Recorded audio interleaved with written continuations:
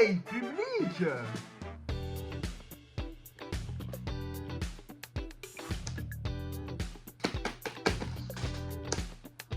Aujourd'hui, on parle de musique, de la musique. Il faut savoir que ce dimanche 21 juin, c'est l'été, mais c'est aussi la fête des pères, mais c'est aussi la fête de la musique.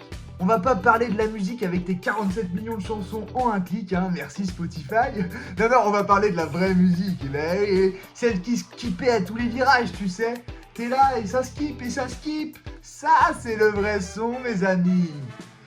Bienvenue pour une soirée de nostalgie. On se retrouve tous les mardis à 19h30 sur ma chaîne pour retrouver les objets nostalgiques. Comme cet objet, vous savez ce que c'est ou pas? La cravatastrophe sonore, oh yeah! La cravatastrophe sonore, oh yeah! Alors, le Walkman original, c'est Sony en 1979. Et nous, les amis de notre génération, on a connu le Discman.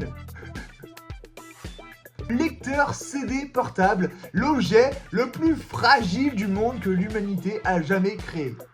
Les moustaches d'Icoulous. J'ai tout rasé. Ces moustaches d'Icoulous. Le Discman, le Discman, c'est la Discman catastrophe, yeah. Ça coûte 5 €. Non. Waouh. Voilà, tu mettais un CD là-dedans. Cet objet skippait. Bling, bling. Quand tu respirais trop fort, il skippait dans le bus, il skippait dans ta poche. Il skippait même si quelqu'un ouvrait une porte à 3 mètres de distance. Petit cours d'histoire publique, accrochez vos cravates.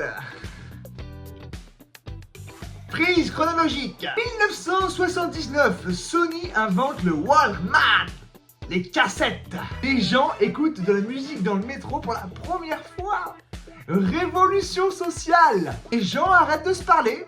Ça commence par là. 1984, le premier CD portable arrive. C'est énorme et c'est lourd. Les piles durent 2 heures. C'est extraordinaire quand même. Les années 90, 2000, le Discman est partout les amis, partout dans chaque sac à dos. C'est l'époque des CD gravés, c'est l'époque de Nero Burning Rome. Le crime parfait. Nero Burning Rome? Mais si. Oh, tu sais. Si tu sais pas, t'as eu une enfance légale. Allez! Avec mon père, on fait un jeu. Et le but du jeu, c'est de savoir qui fait le vrai bruit de la canette Coca.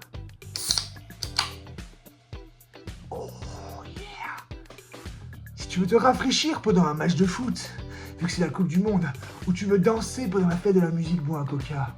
C'est mieux que Ciao Énergie, et en plus, moi je suis le premier youtubeur de France, et je vais vous sponsoriser des vraies marques. Allez, oh yeah, c'est Coca Dinari, oh yeah. Waouh, c'est la cravate pochette de CD. 12 emplacements les amis, et toujours pleine, toujours. Parce que sortir sans sa pochette de CD, c'est comme sortir sans chaussures. Ou sans chaussettes. Et ça se faisait pas. Je me demande où on la mettait, peut-être dans une poche. Il fallait avoir ce qu'il faut hein, pour porter tout ça. Le CD gravé maison, écrit au bic dessus. Voilà, c'est d'être un film, l'entraîneur. L'entraîneur saison 2001-2002. Et parfois on pouvait avoir une pochette découpée avec des ciseaux, et puis on écrivait comme ça dessus. C'était de l'art les amis, du vrai, du Banksy. Même là c'est écrit.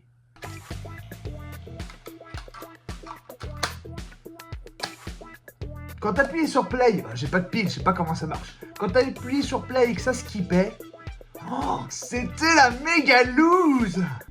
C'était notre Spotify à nous. Il comprendra pas. Discman mangeait des piles AA, exactement comme la Game Boy. Du coup, ça veut dire que mon père avait carrément 2 ennemis dans la maison. La télécommande et moi.